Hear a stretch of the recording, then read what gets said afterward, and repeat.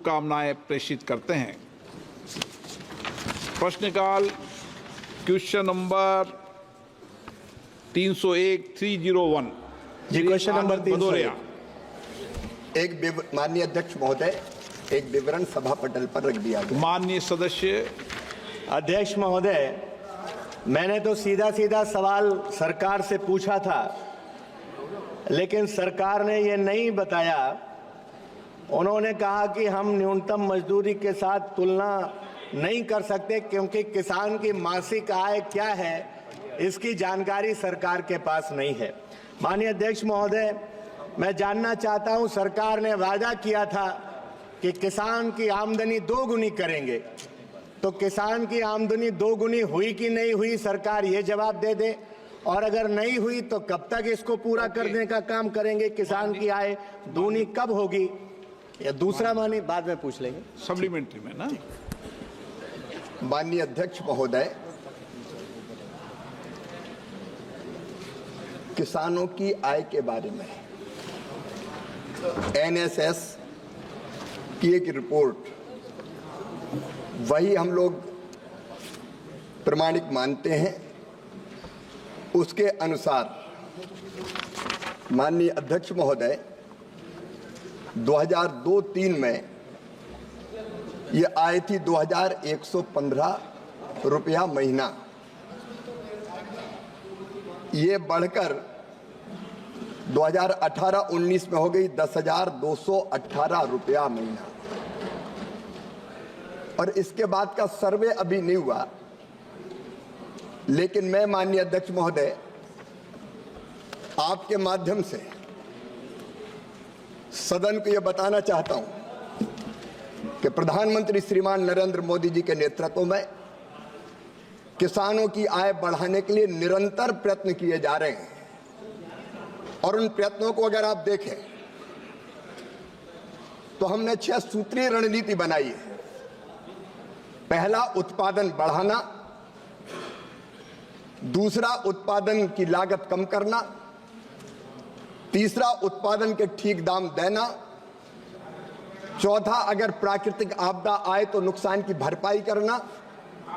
पांचवा, कृषि का विविधीकरण। और छठवां, जैविक और प्राकृतिक खेती को प्रोत्साहन। और इन उपायों के परिणाम स्वरूप माननीय अध्यक्ष महोदय 2019 में माननीय प्रधानमंत्री जी ने एक क्रांतिकारी फैसला किया कि फसलों के दाम, जो उत्पादन की लागत है उस पर कम से कम एमएसपी के दाम 50% लाभ देकर घोषित किए जाएंगे। और तब से घोषित हो रहे हैं ये लगातार। उत्पादन बढ़ाने के लिए माननीय अध्यक्ष महोदय अलग अलग 109 बीजों की नई वैरायटी घोषित की गई, तो हम उन्नत बीज दे रहे हैं, मैकेनाइजेशन कर रहे हैं। आज ही प्रधानमंत्री जी नदी जोड़ों के एक बड़े प्रोजेक्ट पर मध्य प्रदेश और राजस्थान के बीच एक समझौता ज्ञापन हस्ताक्षरित हो रहा है। नदी जोड़ो कार्यक्रम चल रहा है सिंचाई की बेहतर व्यवस्था के लिए। सूक्ष्म सिंचाई योजना है। उत्पादन की लागत घटाने के लिए प्रधानमंत्री किसान सम्मान निधि का क्रांतिकारी फैसला किया है, तो इसी सरकार ने माननीय अध्यक्ष महोदय किया है। और उसके साथ साथ फर्टिलाइजर की सब्सिडी किसानों को बिफोर लास्ट ईयर दी गई 2,14,000 करोड़, पिछले साल 1,94,000 करोड़, और इस साल भी कोई कमी नहीं आने देंगे। हम किसानों को कम ब्याज पर कर्जा देने का काम कर रहे हैं। किसानों को कम ब्याज पर कर्जा देने का काम कर रहे हैं। किसान क्रेडिट कार्ड है, मैकेनाइजेशन है, कृषि का, कृषि उपकरणों को सब्सिडी पर देने का हम काम कर रहे हैं। और एमएसपी पर रिकॉर्ड खरीद अगर की है तो इस सरकार ने माननीय अध्यक्ष महोदय की है। मैं आज तुलना में नहीं जाना चाहता, अगर मेरे मित्र चाहे तो मैं तुलना करके भी बता सकता हूं। अकेले तिलहन की फसल, दलहन की फसल जब उधर की सरकार थी तो केवल 6 लाख मीट्रिक टन खरीदी थी हमने। 1,70,00,000 मीट्रिक टन किसान को सही दाम देने के लिए खरीदी है। एक नहीं अनेकों उपाय, अगर आप अनुमति दें तो मैं तो पूरी बहस कर सकता हूं। ये सरकार कर रही है और उससे निश्चित तौर पर किसानों की आय बढ़ रही है, ये मैं दावे के साथ कहता हूं। Honourable member supplementary. माननीय अध्यक्ष जी, इसमें कोई दो राय नहीं कि माननीय कृषि मंत्री जी जैसा लच्छेदार भाषण कोई नहीं दे सकता है। आप प्रश्न पूछिए। लेकिन जमीन पर हालात भाषण से अलग हैं। मैं जानना चाहता हूं एमएसपी कब मिलेगी, किसानों का कर्जा कब माफ होगा, डीएपी कब मिलेगी, किसान के हालात कब सुधरेंगे। और मैंने जो गांव में पूछा था 23-24 के दौरान देश में किसानों की प्रति व्यक्ति आय का राज्यवार वर्षवार ब्यौरा क्या है, उसका उत्तर भी नहीं मिला है। ये प्रश्न काल है, माननीय सदस्य, डिबेट का नहीं है। माननीय अध्यक्ष महोदय, मेरे भाषण में लच्छा तो कहीं था ही नहीं। मैंने तो सीधे सीधे तथ्य रखने की बात कही है। आपसे मैं कहना चाहता हूं, एमएसपी पर आज भी खरीद हो रही है। सोयाबीन हम अभी भी खरीद रहे हैं और तेलंगाना में तो कांग्रेस की सरकार है। तेलंगाना की सरकार ने कहा कि सोयाबीन का किशन रेड्डी जी बैठे और ज्यादा खरीदना, टारगेट बढ़ाओ, तो उसकी अनुमति देने का काम भी इसी सरकार ने किया है। माननीय अध्यक्ष महोदय, अधिसूचित फसलों की एमएसपी पर खरीद हो रही है, डीएपी लगातार आ रहा है, किसानों की आय बढ़ाने के निरंतर प्रयत्न किए जा रहे हैं। और आप अगर राज्यवार चाहते हैं कि किस राज्य में किसानों की आय इस आंकड़े के हिसाब से, इस सर्वे के हिसाब से कितनी है, तो माननीय अध्यक्ष महोदय, आंध्र प्रदेश में 10,480, अरुणाचल प्रदेश में 19,225, आसाम में 10,675, बिहार में 7,542, छत्तीसगढ़ में 9,677, गुजरात में 12,631, हरियाणा में 22,841। पूरे आंकड़े, हर एक राज्य की जो आय बढ़ी है 2019 तक, उसके पूरे आंकड़े, और 2019 के बाद और तेजी से ये आय बढ़ रही है। हम कोई कसर नहीं छोड़ेंगे, किसानों की आय बढ़ाने में, दुगनी करने में लगातार हम काम कर रहे हैं। Shri Balwant Wankhede.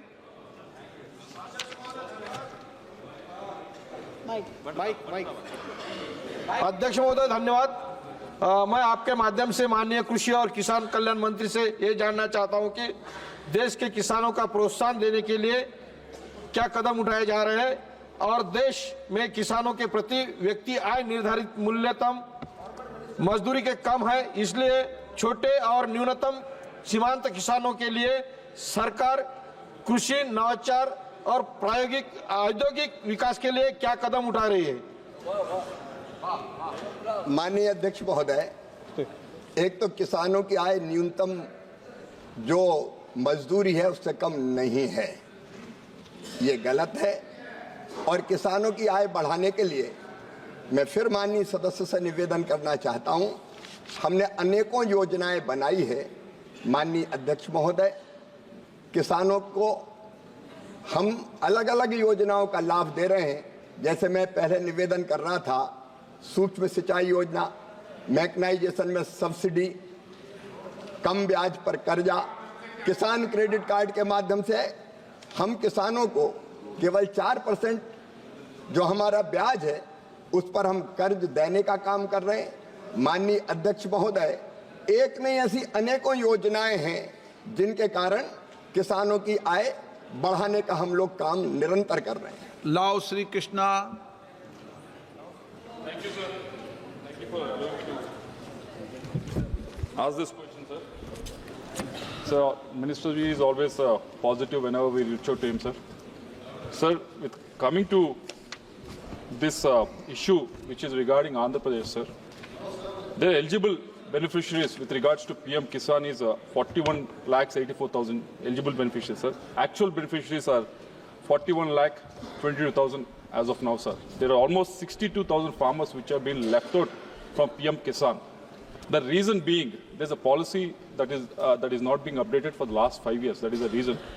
From 2018 December to 2019 April, whoever is having the lands are only considered for the PM Kisan, sir. But after that, so many of the farmers have done gift deeds, sale deeds, or they have given it to the children. But those are not being updated for the last 5 years. Because of this, there are 62,000 farmers which are losing out on PM Kisan, sir. Not only in our state, but across other states and other states as well, sir. So, if the minister can tell us when this data can be updated, so that these farmers also get benefited. माननीय मंत्री जी, so thank you very much. माननीय अध्यक्ष महोदय, भारत सरकार लगातार प्रधानमंत्री किसान सम्मान निधि के लाभ से अगर कोई किसान वंचित है तो उसको जोड़ने के लिए अभियान चलाती रहती है। अभी विकसित भारत संकल्प यात्रा के दौरान लगभग 1 करोड़ नए किसानों के नाम जोड़े गए किसान सम्मान निधि में। इसके बीच में भी हमने एक अभियान और चलाया था, उसमें लगभग 25 लाख किसानों के नाम और जोड़े गए। मैं माननीय सदस्य से पूरा विवरण प्राप्त कर लूंगा। पहले ये जरूर हुआ कि कुछ जगह राज्य सरकारों ने पूरे नाम भेजे नहीं थे सही, लेकिन पैसा सीधे प्रधानमंत्री जी का कहना है कि सीधे किसान के अकाउंट में जाए, किसी फर्जी किसान के अकाउंट में ना जाए। इसलिए लैंड सीडिंग का काम, कुछ महत्वपूर्ण चीजें हमने जरूर की कि जिसके कारण कुछ किसानों के नाम कम हुए थे, लेकिन बाद में जैसे जैसे राज्यों ने वो औपचारिकताएं पूरी कर ली, हम नाम जोड़ते चले गए हैं। अगर कोई जायज नाम, वाजिब नाम छूट गया है तो मैं आपके माध्यम से वचन देता हूं वो प्रधानमंत्री किसान सम्मान निधि में निश्चित तौर पर जोड़ा जाएगा। श्री अमराराम जी। अध्यक्ष महोदय, धन्यवाद आपको। मैं मंत्री महोदय से जानना चाहता हूं कि आपने 2019 में प्रति परिवार प्रति माह 10,218 रुपए एक परिवार के लिए इनकम बता रहे हैं, जो 60% इस देश की आबादी है, और उसकी इनकम विकसित भारत 2022 में दुगुनी आई। आज आप अंदाजा कीजिए कि ये हालत है, इसका नतीजा है कि पिछले 10 साल में 3 लाख किसान आत्महत्या कर चुके। आपका प्रश्न क्या है? मेरा प्रश्न ये है, न खरीद हो रही है। मंत्री जी बता दे, राजस्थान में सबसे ज्यादा बाजरा खरीद होती पैदा होता है। 1 कुंटल भी आपने खरीदा है क्या? माननीय मंत्री जी, न आपने धान खरीद रहे, और डीएपी का क्या हाल है? एक डीएपी नहीं मिली, अब यूरिया। माननीय अध्यक्ष महोदय, नो एक साथ सारे प्रश्न नहीं पूछे जाते संसद में। माननीय अध्यक्ष महोदय, जब इधर की सरकार थी तो आई थी केवल 2,115 रुपया, अब बढ़ के वो हो गई है। जब इधर की सरकार थी तो आई थी 2,115 रुपया, अब बढ़ के हो गई है 10,218 रुपया। ये हुई है 2019 तक। 19 से लेकर 24 तक के आंकड़े नहीं आए अभी। अगले साल फिर सर्वे होने वाला है। मेरा विश्वास है कि जो कदम प्रधानमंत्री नरेंद्र मोदी जी के नेतृत्व में उठाए गए हैं, ये आए इससे बढ़ के और ज्यादा बहुत अधिक बढ़ी है। माननीय अध्यक्ष महोदय, लगभग दुगनी हुई है। अब जहां तक बाजरे की खरीद का सवाल है, माननीय अध्यक्ष महोदय, हमारी योजना बाजरा खरीद की, लेकिन राज्य सरकार के ऊपर निर्भर करता है। और पहले तो अभी कुछ समय पहले तक राज्य सरकार कौन सी थी? कुछ समय तक राज्य सरकार कौन सी थी?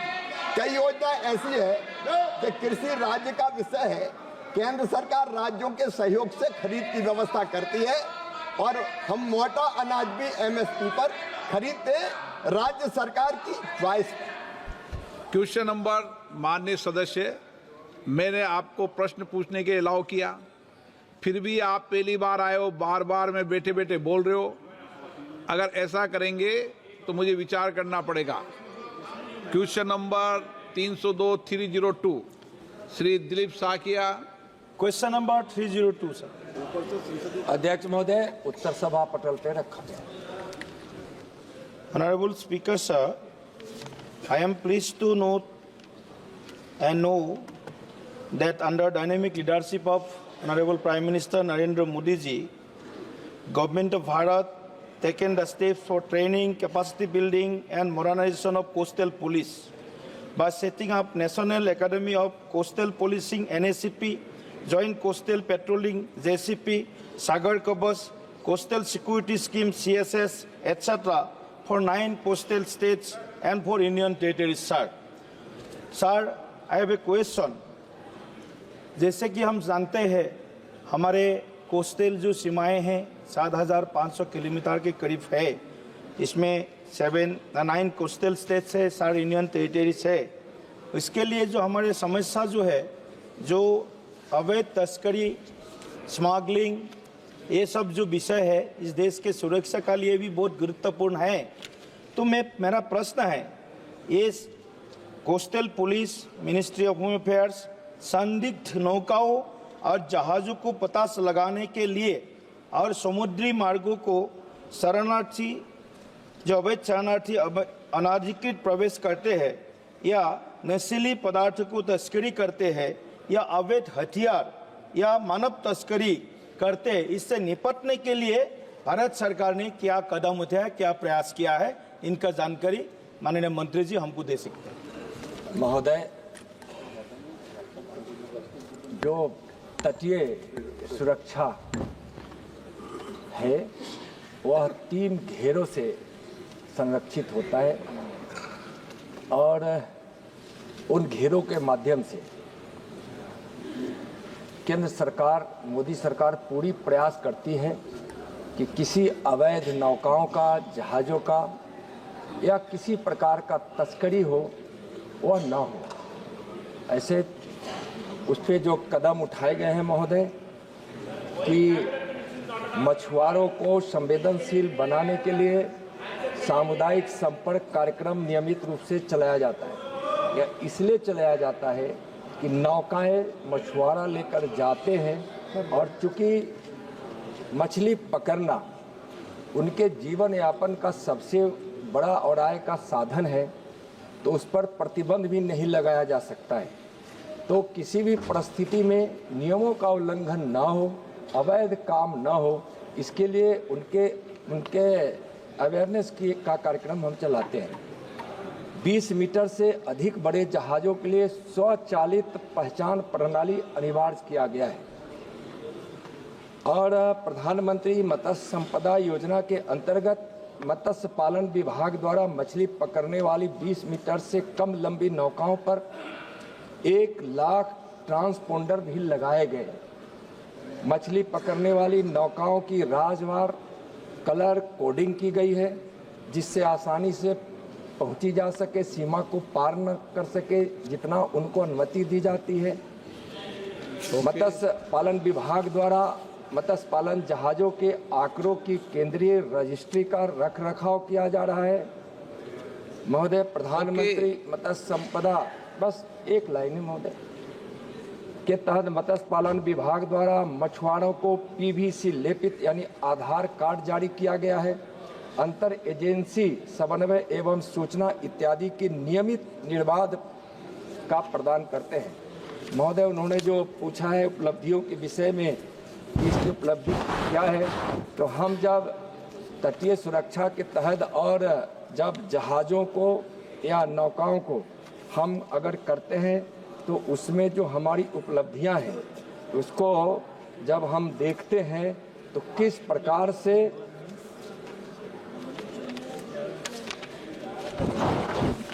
प्रकार से उसका परिणाम आया है कि जो नशीले पदार्थ हैं 2003 से 13 के बीच 257 केजी मात्र जब्त किए गए थे, जो 2014 से 2024 के बीच में बढ़कर 12,617 किलोमीटर हो गए केजी हो गए हैं, जो लगभग 400 से भी ज़्यादा प्रतिशत अधिक जब्ती हुई है। प्रतिबंधित सामान जो 7,000 केजी जब्त किए गए थे, वह प्रतिबंधित सामान 2014 से 2024 के बीच में 4,15,264 यानी 500 गुना से भी ज़्यादा उसमें वृद्धि हुई है। अवैध मानव प्रवासी, जो पहले आंकड़ा उसका नहीं है, लेकिन जो जानकारियाँ हुई है कि न के बराबर था, वह अवैध मानव प्रवासी 319 पकड़े गए हैं, विदेशी मछुआरे की नावें जो 2003 से 2013 में 623 पकड़े गए थे, 2014 से 24 के बीच में मात्र 200 पकड़े गए हैं, यानी कि 67% की कमी आई है। यह दर्शाता है कि हमारी चौकसी कितनी मजबूत है और हम तस्करी ना हो और कोई भी उल्लंघन जहाज नौकाएं न करे, इस पर हम कितना काम कर रहे हैं। पोस्चर्स जो 2003 से 13 के बीच में 5577 था, जो अब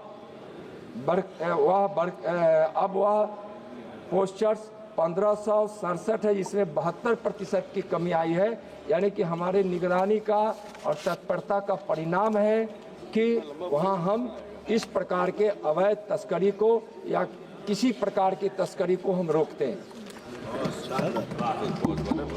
माननीय सदस्य। सर, ऐसे तो मंत्री जी का जो जवाब है, उस जवाब से पता चलता है कैसे हमारे होम मिनिस्ट्री और बाकी मंत्रालय एक साथ हमारे इस तस्करी को रोकने के लिए काम करे। मेरा एक स्पेसिफिक क्वेश्चन है, जो पश्चिम बंगाल और बांग्लादेश के बीच सुंदरबन डेल्टा क्षेत्र है तथा तमिलनाडु और श्रीलंका के बीच जो पाक दमरू मध्य के जो क्षेत्र है, उसमें अवैध गतिविधियों कुछ चलते जा रहे हैं, ऐसा भी कभी कभी न्यूज़ में देखने को मिलता है। इसमें रुकने के लिए इसके बारे में मंत्री जी के पास कोई अगर जवाब है तो सदन को बताने का कृपा करें। महोदय, जितने तंत्रों की हम बात किए हैं और जिस प्रकार की निगरानी की बात, चाहे वह पश्चिम बंगाल की सीमा में किसी समुद्री मार्ग से आता हो या देश के किसी भी हिस्से में समुद्री मार्ग से आता हो, हम उस पर पूरी निगरानी रखते हैं। और हम पहले प्रश्न के इनके उत्तर में जो विस्तृत उत्तर दिए हैं, उनका उस प्रश्न का उत्तर उसमें है। और जो जिस प्रकार से हम जरूर बताना चाहेंगे कि पश्चिम बंगाल को अच्छे से वहाँ निगरानी की जा सके, और इसके लिए पश्चिम बंगाल को भारत सरकार के गृह मंत्रालय ने 18 नावें स्वीकृत की है ताकि हम उसकी निगरानी को हम सुनिश्चित कर सके।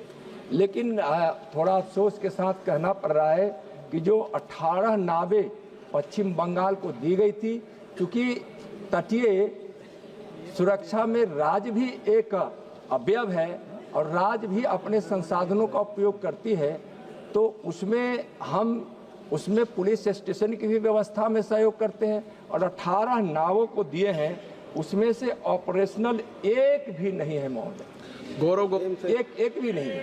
लेकिन हम इतना माननीय सदस्य को जरूर बताना चाहेंगे कि जो तटीय सुरक्षा की हमारी त्रिस्तरीय व्यवस्था है, उसमें हम अवैध तस्करों को भी हम रोके हैं, पकड़े हैं, कार्रवाई करते हैं। श्रीमती कमलेश जांगड़े।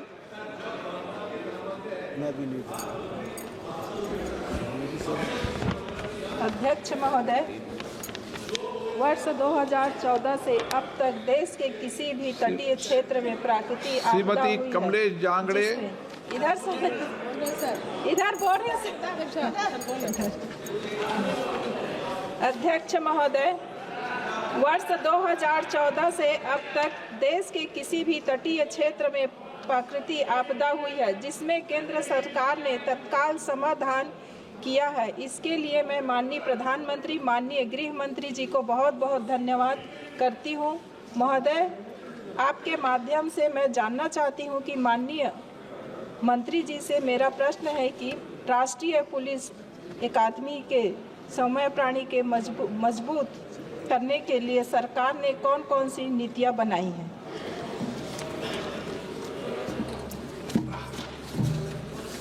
महोदय, एक अच्छी व्यवस्था शुरू की गई है कि भारत सरकार ने राष्ट्रीय तटीय पुलिस अकादमी, शायद माननीय सदस्य एनएससीपी के विषय में जानना चाह रही हैं, तो इसकी स्थापना की जो मंजूरी दी गई और उसके कार्य प्रगति पे है। यह मत्स्य अनुसंधान केंद्र ओखा, जिला देवभूमि द्वारका, गुजरात में एक अस्थायी परिसर में चल रहा है। लेकिन 29 अक्टूबर 2018 18 से यह कार्यरत है और माननीय गृह मंत्री जी ने 20/5/2023 को देवभूमि द्वारका गुजरात में NSCP के अस्थायी परिसर की आधारशिला रखी है और दिनांक 27/7/2022 को DIV द्वारा 441 करोड़ रुपए के कुल परिव्यय का प्रावधान किया गया है। वर्तमान में उस परिसर का निर्माण कार्य चल रहा है, जैसे मिट्टी भरना, सीमा की दीवार, 120 पुरुषों के लिए बैरक और उसमें type 5 quarter, type 4, type 3, type 2 helipad का कार्य पूरा हो गया है। इस तरह से अगर पूरा हम देखें तो 45% कार्य जो है पूरा हो गया है, कार्य प्रगति पर है। महोदय, यहाँ जब NCP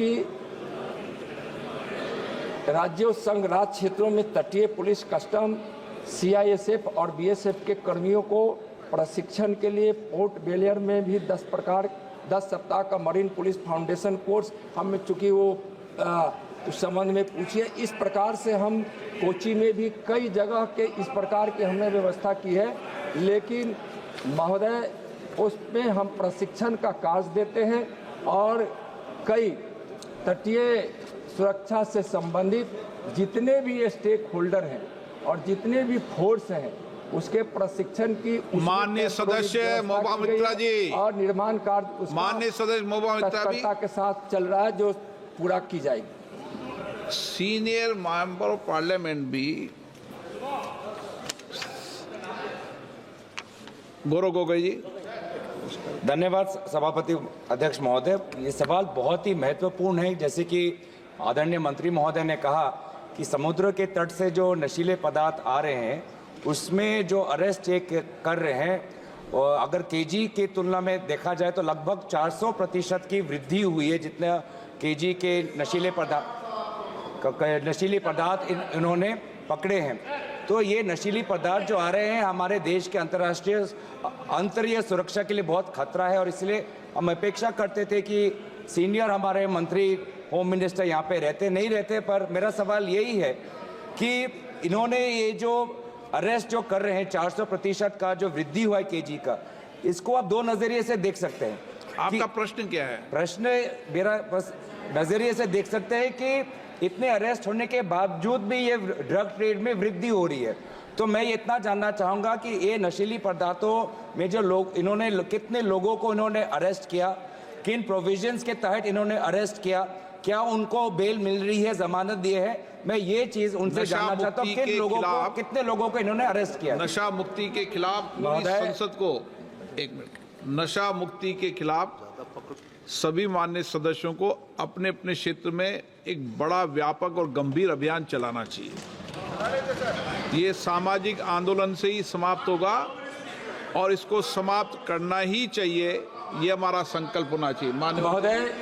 महोदय, सबसे पहले तो हम माननीय सदस्य को यह कहना चाहेंगे कि हम 400 गुना, 500 गुना अगर जब्ती में बढ़ोतरी हुई है, इसका मतलब यह है कि जो मादक पदार्थों को भारत के सीमा के अंतर्गत लाकर भारत के भविष्य को समाप्त करने की जो साजिश हो रही थी, उस पर तत्परता से काम किया गया है। पहले जब्ती कम इसलिए होती थी कि कोई ऐसा तंत्र डेवलप नहीं था कि हम जब्ती कर सके या तस्करों को हम गिरफ्तार करके हम कानून के तहत जेल में डाल सके। हम माननीय सदस्य को बता देंगे उस आंकड़ों को भी कि कितना जब्ती हुआ, उसको तो बताया ही हूँ, कितने तस्कर पकड़े गए हैं और कितने पर कार्रवाई हुई है। और महोदय, जहाँ तक नशीले पदार्थों के रोकथाम या नशीले पदार्थों का लत भारतीय युवाओं में ना आए या किसी उम्र के लोगों में ना आए, बच्चों में भी ना आए, इसके लिए भारत सरकार के कल्याण मंत्रालय, भारत सरकार के गृह मंत्रालय और बहुत सारे मंत्रालयों ने कोऑर्डिनेशन करके मादक पदार्थों का उपयोग न हो, इसके लिए अवेयरनेस चलाया जाता है। कई लत को छुड़ाने के लिए सेंटर चलाया जाता है और एनसीबी भारत सरकार के अंतर्गत एनसीबी संस्था है, उसके इंफ्रास्ट्रक्चर को पूरे देश में फैलाकर हम उस तंत्र को इतना मजबूत कर रहे हैं कि हम मादक पदार्थ की तस्करी को कम कर सके। गोगोई जी, माननीय गोगोई जी, समझिए कि ज्यादा जब्ती का मतलब यह है कि आपके जमाने में छूट थी, हमारे जमाने में कार्रवाई होती है और इसका कारण है कि हम 400-500% पर गए। श्री कल्याण मंत्री जी संक्षिप्त में पूछे। Sir, from the sea beach up to 8 nautical kilometer remains within the control of the state government. Beyond that, it is the control of the central government. Up to 8 kilometers is state government's duty. Beyond that, central government. Now the coastal police, which are appointed by the state up to 8 kilometers, whether you have given them training, you are talking about the aid and help to the police station, local police station. How much help you have given to them? How much training you have made? What is the responsibility you are discharging after 8 nautical mile of the sea? That's your responsibility. Anything, any illegalities, anything, that's the responsibility of the central government, not of any state. महोदय, थोड़ा सा माननीय सदस्य बनर्जी साहब को हम जरूर बताना चाहेंगे कि पहले भी बताया कि ठीक है, किसी का कार्य क्षेत्र जितना नॉटिकल माइल तक हो एक अलग विषय है और स्टेट और सेंट्रल दोनों कोऑर्डिनेशन के साथ एक साथ मिलकर, जैसे अगर पूरा तट भूमि तो राज्य का है, कुछ सीमाएं तक पानी में राज्य का है, लेकिन यह देश की सुरक्षा का सवाल उठता है तो हम कोऑर्डिनेशन भूमि पर भी करते हैं। हम पानी किसी भी क्षेत्र के अधिकार में हो, हम कोऑर्डिनेशन के साथ तटीय सुरक्षा को मजबूत करने के लिए हम प्रतिबद्ध हैं। दूसरा कि तटीय पुलिस जो राज्य का सब्जेक्ट होता है, पहले भी हम बता चुके हैं कि तटीय पुलिस स्टेशनों के लिए माननीय मोदी जी की नेतृत्व वाली सरकार, गृह मंत्रालय के इस प्रकार से जब हम काम करते हैं तो निश्चित रूप से उसकी सफलता भी होती है और मोदी जी का यह संकल्प है कि पूरा देश का एक एक इंच हम देश के लोगों का है, भारत का है, उसके संप्रभुता में जिसका भी समन्वय करना हो, जिसका भी सहयोग लेना हो, नरेंद्र मोदी जी की सरकार हर क्षेत्र की, चाहे वह तटीय सुरक्षा हो, चाहे वह भूमि के सीमा की सुरक्षा हो, चाहे पानी की सीमा की सुरक्षा हो, सुनिश्चित किया है और इसमें आप सबों को अवगत होना चाहिए। जहां तक महोदय इन लोगों ने कहा है, हमारे माननीय सदस्य ने, कि प्रशिक्षण के लिए अभी तक क्या किया गया है, तो 10 वर्षों में सर प्रशिक्षण के लिए जो कदम उठाए गए हैं, केंद्र सरकार तटीय सुरक्षा के प्रति तो प्रतिबद्ध है ही और इसके अंतर्गत गुजरात के देवभूमि द्वारका जिले में जो संस्था बनी है उसके माध्यम से हम तो प्रशिक्षण देते ही हैं। तटीय पुलिस, सीमा शुल्क, सीआईएसएफ और बीएसएफ के 1700 से अधिक कार्मिकों को ओखा में प्रशिक्षण दिया जा चुका है। संयुक्त तटीय गश्त के दौरान तटरक्षक बल द्वारा ऑन जॉब प्रशिक्षण दिया जाता है और सितंबर 2024 तक 2400 से अधिक क्लासरूम इंस्ट्रक्शन के माध्यम से 7000 से अधिक पुलिस कर्मियों को प्रशिक्षण दिया जा चुका है। तो महोदय, इसके माध्यम से प्रशिक्षण का कार्यक्रम हम चलाते हैं और राज्य भी जब प्रशिक्षण अपने तटीय पुलिस को देती है तो उस पर भी कई एसओपी दिया गया है। एसओपी के माध्यम से हम प्रशिक्षण को सुनिश्चित करने का आग्रह करते हैं और जब भी जरूरत होती है तो प्रशिक्षण अभियान हम विशेष रूप से भी चलाते हैं। क्वेश्चन नंबर 303 श्री ए राजा जी। मिस्टर स्पीकर, माननीय मंत्री जी। Sir, question number 3। माननीय अध्यक्ष महोदय, एक विवरण सभा पटल पर रख दिया गया। माननीय सदस्य। Sir, I have gone through the statement laid before the House. No doubt, measures are being taken towards the soil degradation of the country. At the same time, sir, as a son of an agriculturist, I think that the measures taken by the government not at all adequate to the problem of the gravity of the problem. Sir, I am worrying about it. Yes, your ICIR is doing good job. But I do not know, I want to know, there are organizations in the United Nations, Food and Agriculture Organization, UN, then the International Center for Agriculture Research and Dry Areas, International Livestock Research Centers. These centers are, I came to know, lot of research works are being done across the world to address the issue of soil degradation. Is there any coordination between all these United Nations organizations and the government of India? If it is so, what are all the measures taken with the coordination of the United Nations? माननीय अध्यक्ष महोदय, मैं माननीय सदस्य ए राजा जी को बहुत धन्यवाद देता हूं, आभार प्रकट करता हूं। एक बहुत महत्वपूर्ण प्रश्न उन्होंने पूछा है। माननीय अध्यक्ष महोदय, भारत का हजारों वर्षों से ये सोच है कि एक ही चेतना समस्त जड़ एवं चेतन में अनुस्यूत है। वो मनुष्यों में, प्राणियों में, जीव जंतुओं में, पेड़ पौधों में, नदियों, समुद्रों, पहाड़ों में, ग्रह नक्षत्र तारों में एक ही चेतना है। और इसलिए भूमि को, धरती को हम माँ मानते हैं और माँ मान के उसकी पूजा करते हैं। और माननीय अध्यक्ष महोदय, हमारी धरती, हमारी मिट्टी, नदी, समुद्र, जंगल, जीव जंतु और मनुष्य, इन सब का जीवन एक गहरे धागे से गुथा हुआ है।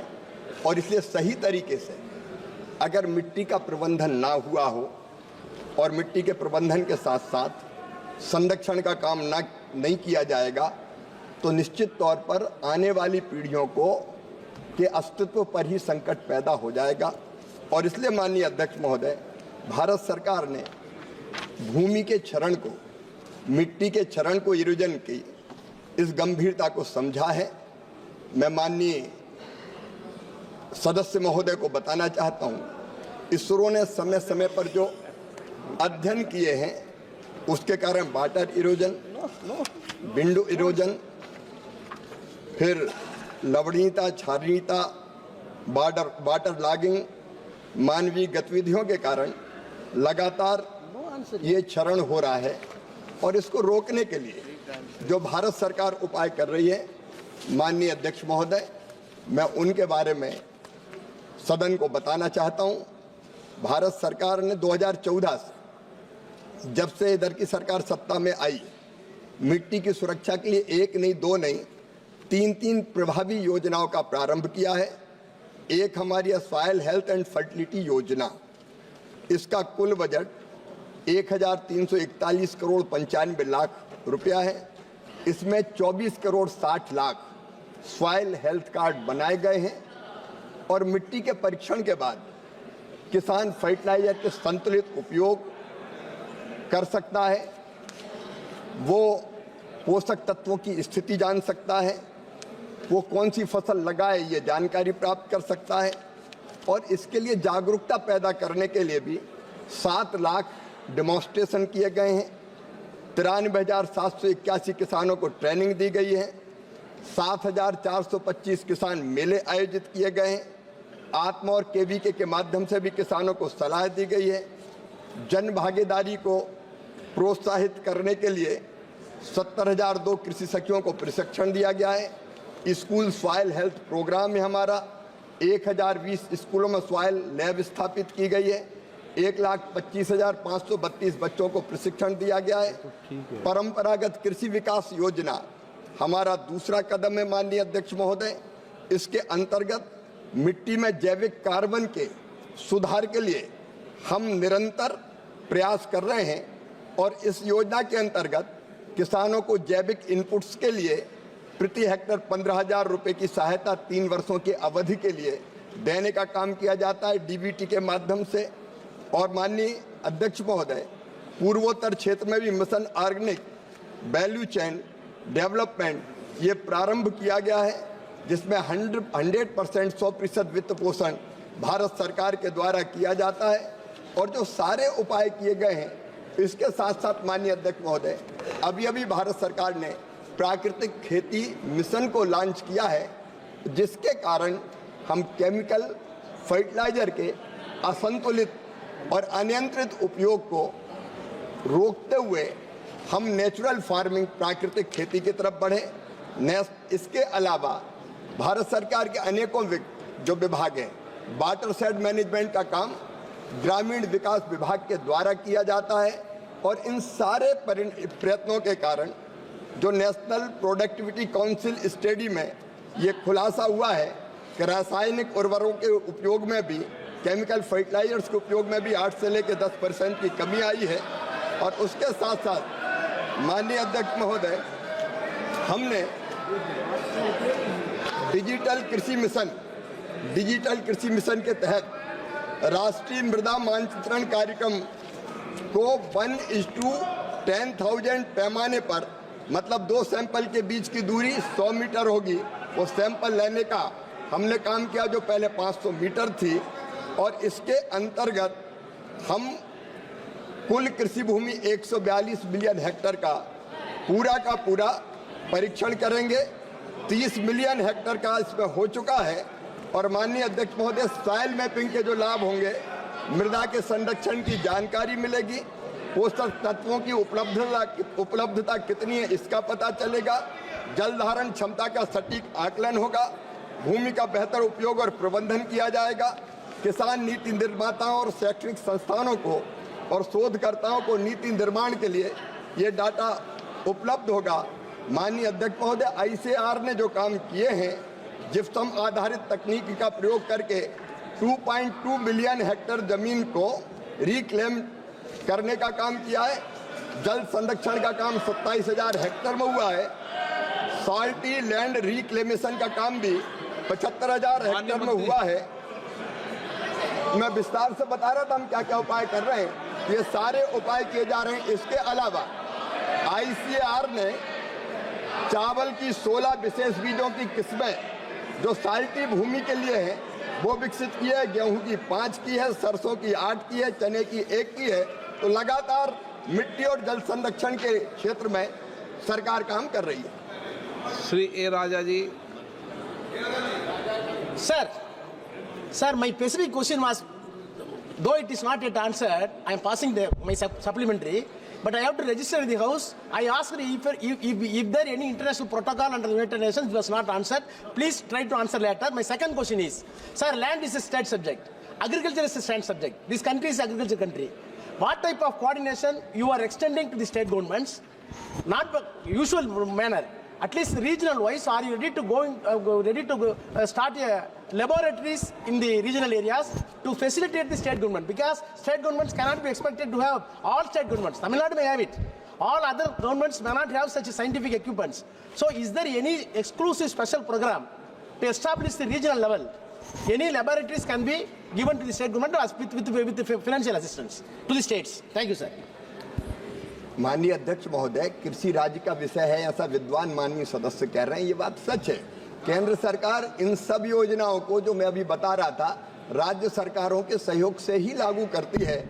अगर हम सॉइल हेल्थ के लिए लैब बनाते हैं तो राज्य सरकारों के सहयोग से ही बनाते हैं, उनके साथ ही बनाते हैं। और माननीय अध्यक्ष महोदय, ICAR अनेकों अंतर्राष्ट्रीय संस्थाओं से समन्वय का काम भी कर रहा है। उनमें ICRI, SAT और अन्य अंतर्राष्ट्रीय संस्थाएं भी हैं जिनके साथ इस क्षेत्र में लगातार समन्वय के साथ काम कर रहा है। श्री रामशंकर राजभर। माननीय अध्यक्ष जी, जहाँ से मंत्री जी ने शुरू किया वहीं से शुरू करता हूँ। सब आए एक देश से, उतरे एक के घाट, और जब आए इस मिट्टी में तो कर दी बंदर बाट। सवाल मेरा ये है माननीय मंत्री जी, उसी मिट्टी की रखरखाव की आप चिंता किए, अच्छी बात है। जितने भी फैक्ट्रियां हैं उनके राख से खाद बनाई जा रही है। उस खाद की गुणवत्ता कितनी है इस पर आपकी क्या तकनीकी है, क्या तंत्र है? किसानों के हमारे संसदीय क्षेत्र में तो खाद गायब है, यूरिया और डीएपी पूरा देवरिया बलिया जनपद में, लेकिन मैं उस राख से बनाई जाने वाली खादियों की गुणवत्ता के लिए जो भूमि को खराब कर रहे हैं, इस पर आप क्या कर रहे हैं? माननीय अध्यक्ष महोदय, गए थे हरिभजन को ओंटन लगे कपास, बात है मिट्टी के क्षरण को रोकने की, लेकिन फिर भी मैं माननीय सदस्य को ये बताना चाहता हूँ कि जैविक खेती, प्राकृतिक खेती, ये जो सारे प्रयत्न हैं, सॉइल हेल्थ कार्ड, ये सारे प्रयत्न इसीलिए हैं कि मिट्टी किस प्रकार की है, उसमें किन पोषक तत्वों की कमी है, कौन सा खाद देने से उन पोषक तत्वों की आपूर्ति होगी, ये सारे कार्यक्रम सरकार चला रही है। और मैंने उनके बारे में अभी अपने उत्तर को प्रारंभ करते समय उनका मैंने विवरण दिया था। श्री रामवीर सिंह विधुड़ी जी। आदरणीय अध्यक्ष महोदय, आपने मुझे किसानों से जुड़े मुद्दे पर सप्लीमेंट्री पूछने का अवसर दिया, आपका बहुत बहुत धन्यवाद। आदरणीय अध्यक्ष जी, देश भर में किसानों के लिए मोदी जी की सरकार की ओर से अनेक लाभकारी योजनाएं शुरू की हैं, लेकिन दिल्ली में आम आदमी पार्टी की सरकार ने उन लाभकारी योजनाओं को लागू नहीं होने दिया। मैं आपके माध्यम से माननीय कृषि मंत्री जी से पूछना चाहता हूं, क्या केंद्रीय कृषि मंत्रालय दिल्ली में भी रासायनिक खाद की जगह जैविक खाद को बढ़ावा देने के लिए विभिन्न योजनाओं पर अमल कर रहा है? और क्या दिल्ली में भी जैविक खाद का इस्तेमाल करने वाले किसानों को किसी किस्म का प्रोत्साहन दिया जा रहा है? यदि ऐसा कोई योजना लागू की गई है तो उसका विवरण क्या है? धन्यवाद। माननीय अध्यक्ष महोदय, भारत सरकार राज्य सरकारों के सहयोग से ही अपनी योजनाओं को किसानों तक पहुंचाने का काम करती है। ये अत्यंत दुर्भाग्यपूर्ण है कि दिल्ली की सरकार कई योजनाओं का लाभ नहीं उठा रही है और उसके कारण किसानों को कई योजनाओं का लाभ नहीं मिल रहा है। जैविक खाद के उपयोग का जहां तक प्रश्न है, हम जैविक खाद के लिए सीधे किसानों के खाते में, जो किसान जैविक खेती करता है, डीबीटी के माध्यम से राशि अंतरित करते हैं, उनके खाते में सीधे डालते हैं। और दिल्ली में भी हम जैविक खेती करने वाले किसानों को पूरा सहयोग करेंगे, पूरी मदद करेंगे। और मैं दिल्ली सरकार से ये अनुरोध करता हूं कि वो किसानों की कल्याणकारी योजनाओं को, क्योंकि दिल्ली के आसपास कृषि योग्य भूमि और किसान हैं, उनके हित में लागू करने का काम करें। क्वेश्चन नंबर 304 304 TR बालू जी। Sir, question number 304। माननीय मंत्री जी। माननीय अध्यक्ष महोदय, विभाग सभा पटल पर रख दिया है। माननीय सदस्य, ऑनरेबल मेंबर। सर,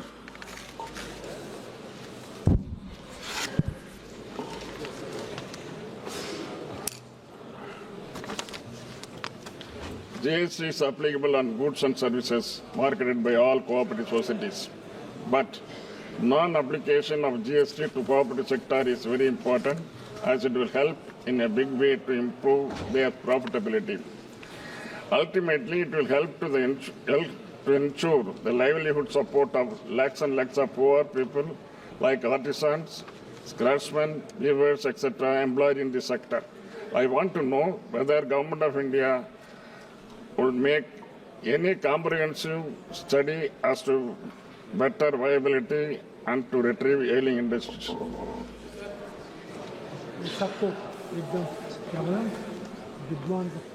माननीय अध्यक्ष महोदय, सहकार से जुड़ी वस्तुओं एवं सेवाओं पर जीएसटी में वृद्धि, कमी अथवा छूट देने का मुद्दा तो जीएसटी काउंसिल के अधिकार में आता है, जिसमें प्रत्येक राज्य का एक मंत्री काउंसिल का सदस्य भी होता है।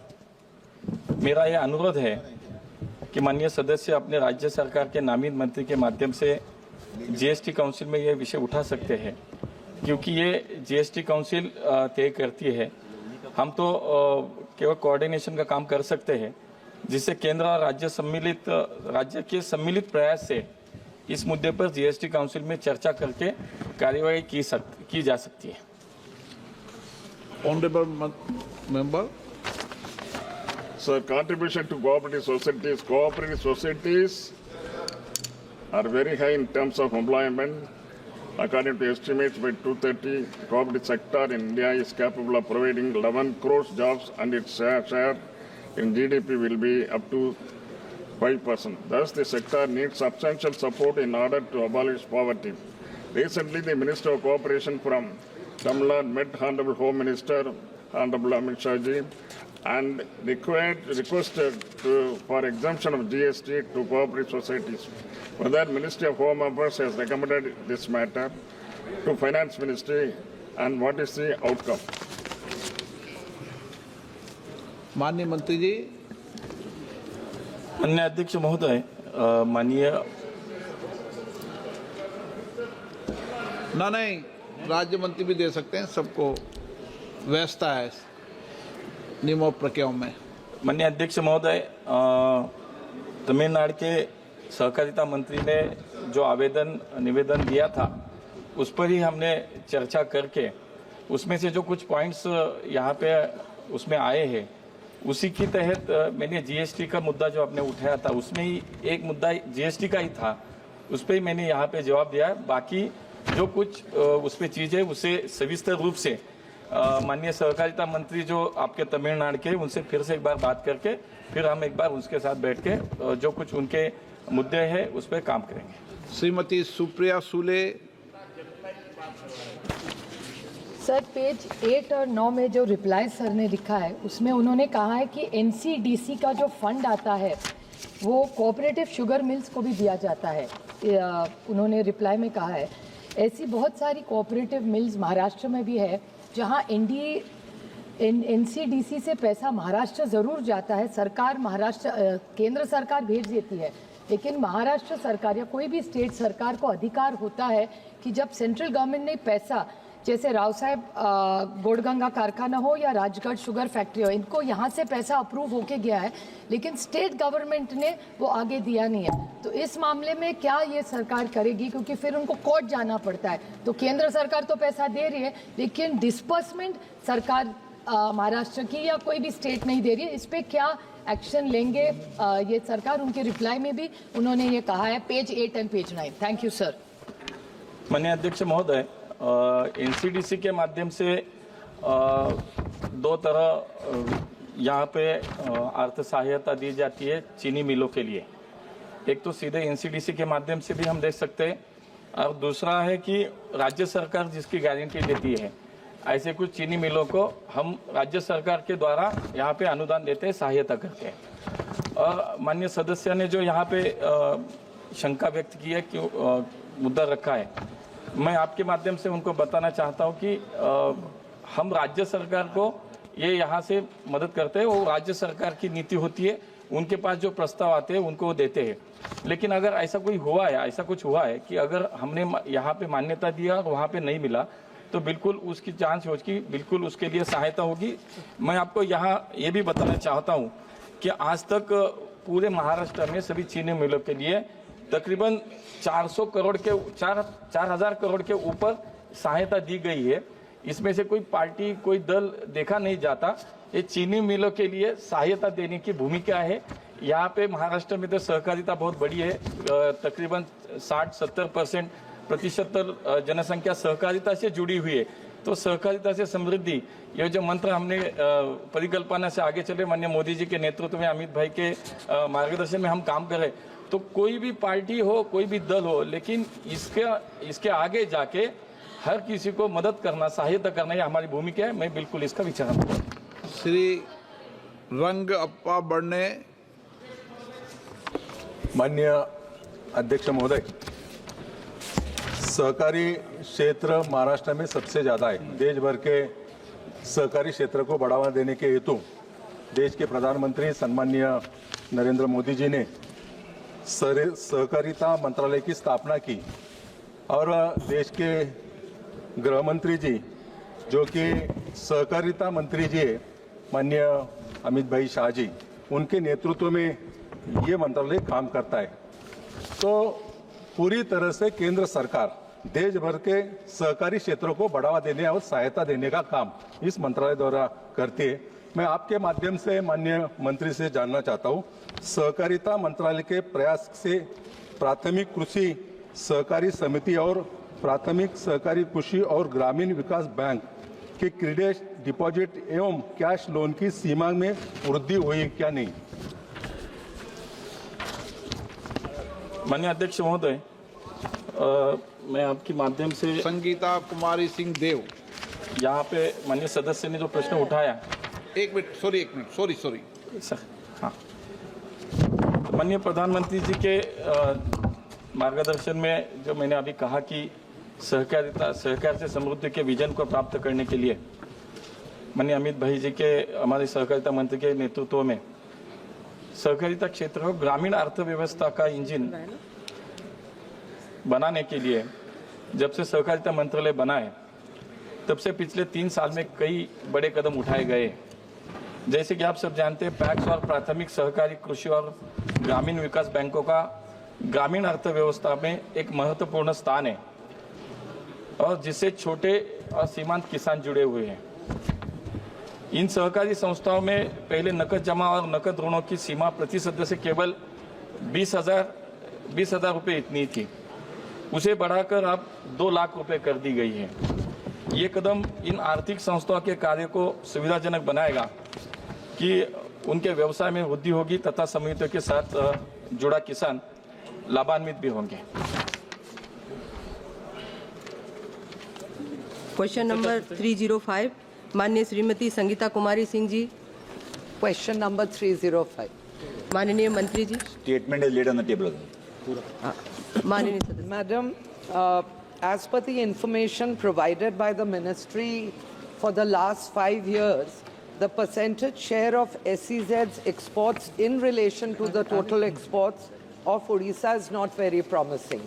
Hence, my question is, what reforms is the ministry envisaging to revitalize the SEZs in order to boost exports and to convert them into environment-friendly zones? माननीय मंत्री जी। Madam, as far as the question goes regarding the increase in exports, I'd wish to inform through you to the honourable member that in the year 2022-23, 30% share of exports were there specifically for Orissa, and 23-24 it was 32%. So the exports are growing.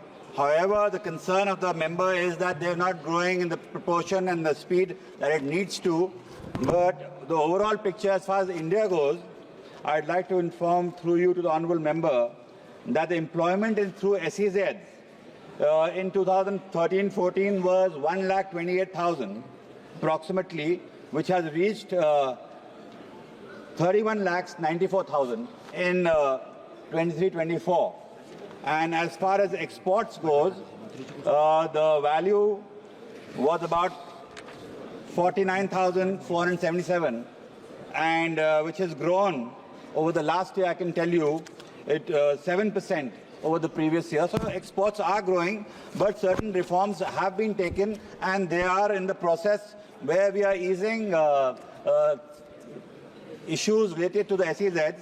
I can tell the member that the DTA, the domestic tariff area, which is outside the SEZ, there is a conflict, but the government ensures that there's a level playing field between the people within the SEZ and the DTA area.